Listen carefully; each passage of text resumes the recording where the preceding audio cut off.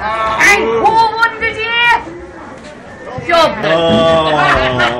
Well, you know, if you live below in Kerry, of course, the religion there is football. Football morning, noon and night. And there was this fella down over where Mick the Knob was his name. Mick the Knob? Mick the Knob, yeah. Why did he get Mick the I'm open to ideas. I'm open to ideas how he got the name. I don't know. Maybe he just a big knob of a head in him or something like that. I don't know. But anyway, Mick the Knob, he reckoned himself he was the best Kerry supporter of the kingdom. Come on, the kingdom. You know the way you'd be now, blowing your coal, how great the kingdom is, eh? And the boys were inside in the bar and they were saying, you're some only fair weather Kerry supporter. Go out there. A fair weather Kerry supporter is all you are. And she said, I'm #1 Kerry supporter. They said, when do you ever travel out to see him playing? When last were you in Dublin? You'll go to the local ones, but you won't go to Dublin. You won't travel out. And Mick got thinking. He said, God, he said, I wasn't there in years. He said, I will. I'll go, he said, to the All-Ireland above in Dublin. I'll go, he said. I'll go.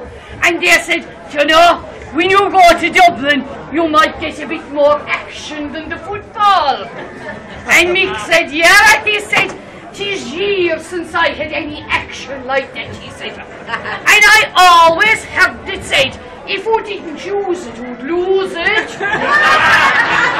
Well, there was a few smart boys there now, like the boys here now.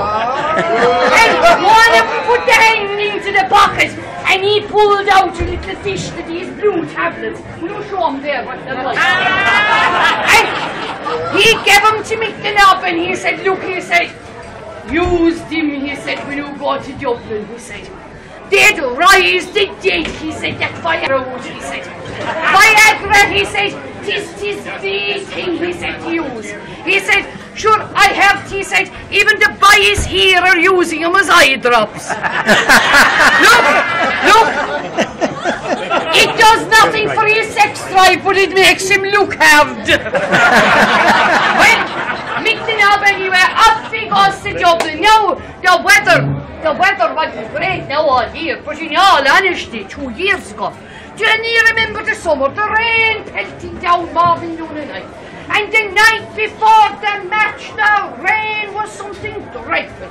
And Mick the Knob, not used to driving to Dublin, and of course, things went from bad to worse when he didn't know where he was going. Didn't he get lost? He ended up in front of the Central Mental Hospital above in Dublin. And what's more, didn't he get a puncture? Nothing for it, only to get out and try and fix it. So he got out anyway and he pulled out the spare wheel out of the boot and he jacked up the car and the rain was pelting down altogether. And he could hear all the laughing. And he looked up, what was it? There was these 2 boys looking out over the wall of the Central Mental Hospital, laughing at my poor ache down below. Well, he was a tasty man now. He took off the nuts. He put the nuts into the hubcap. It was an old-fashioned car like we have ourselves. And when all he's going, you see, I suppose maybe he got a small bit excited. Didn't he hit the hubcap? Up goes the nuts. Down they go and they go off in the flood. There he was.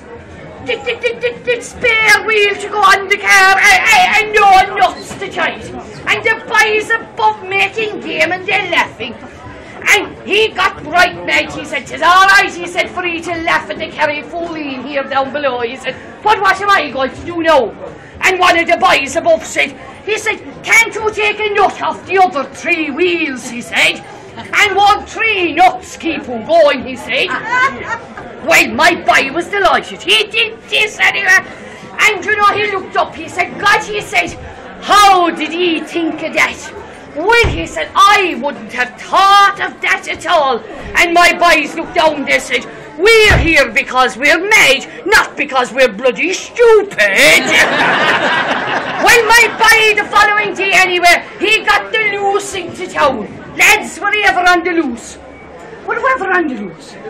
Good God, and especially match day, like a can of sardines, and would be holding on and going like that. And of course, my boy, he was inside, and then now lads, like, in all honesty, with the beautiful girls coming on, I suppose he was getting a bit excited when this beautiful blonde came in and stood in front of him, and of course with all the going and everything, the next thing she turned around and she went whack. She said, poke me, she said, with that thing once more, she said, and I'm calling the guards. He said, oh, he said, you have it all wrong, he said. That was just my wage packet in my pocket. Well, she said, you must have some job, because that's the third rise you got in the past 20 minutes. Well, my boy went off to the match anyway, and you know, if you remember, Kerry did not win the day. No. And he was very disappointed leaving. And you know, he said, yeah, to hell with it, he'd head for home. But you know, he was coming down the street, and he saw this big building, and it had a neon sign on it. And the sign read, the Sisters of Good Hope Brock. And he thought to himself about a bit of action. He said, Faith, and he said, I might get a bit of action yet. So in he goes anyway, and he rings the bell. Well, this lady comes out in a nun's habit. Now, very short, very little of it here. And she said, can I help you? And he said, is this a brothel? Oh, she said, yes. This is the Sister of Good Hope brothel. He said, how much? And she said, well, she said, it's 10 euros, she said, on the grass. It's 20 euros on the sofa, she said. And it's 50 euros on the bed. Well, my boy opened out the wallet and he took out a crisp 50 euro note. And she said, oh, she said, I see you're a man of class. He said, class my ass 5 times on the grass.